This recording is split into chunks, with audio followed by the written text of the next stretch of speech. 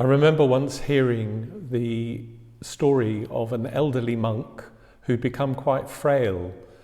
And so in the community they decided that one of the younger monks would go each morning and collect him from his room and take him to the chapel where the community was celebrating morning prayer, followed by Mass. So 10 minutes before the service was due to begin, the young monk went to the older monk's room and he looked about for him and discovered him sitting outside the room looking out over a field. The following morning he came 10 minutes earlier, and again he discovered his elderly brother sitting outside.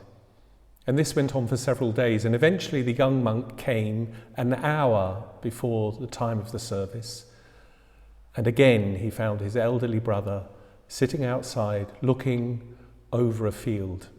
And he said, "Father, why is it that each morning I come here and I discover you sitting outside?"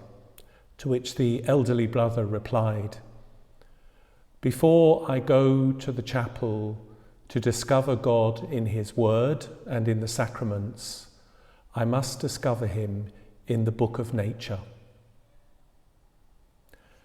Today, on the 8th anniversary of his encyclical letter, Laudato Si, Pope Francis has issued a further call for us all to have a care for our common home, the earth.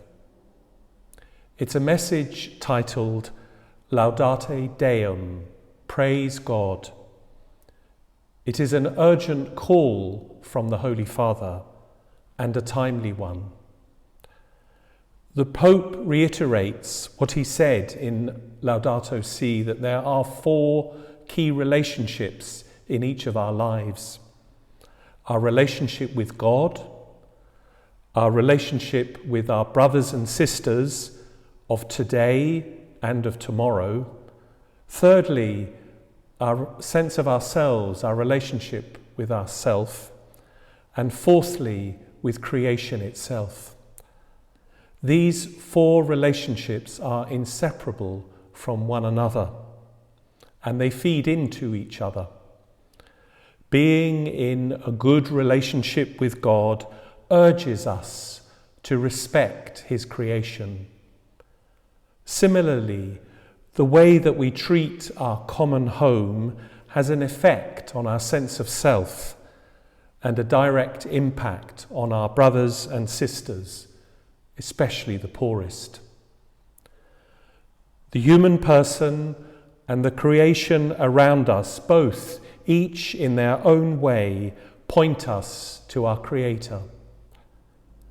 God leaves traces of his own beauty in all that he's created.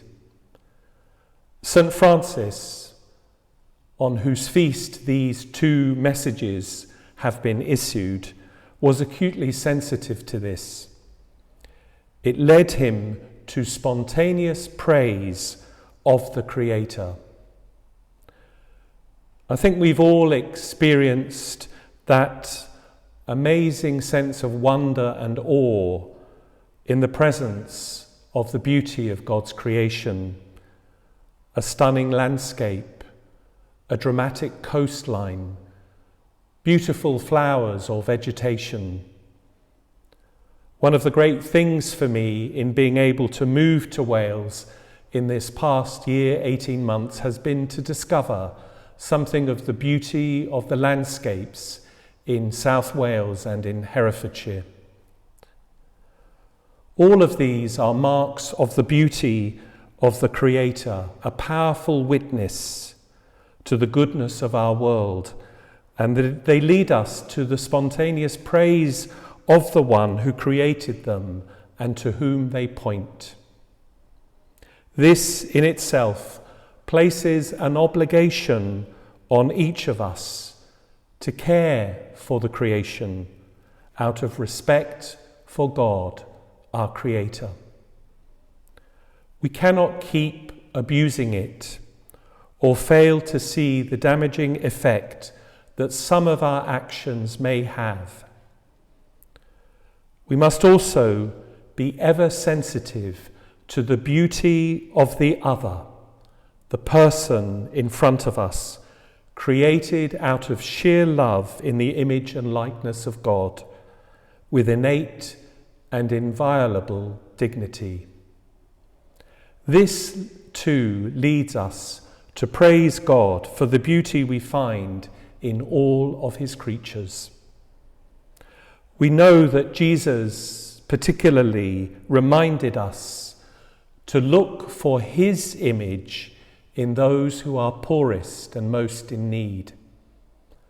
And the climate crisis is affecting these most especially.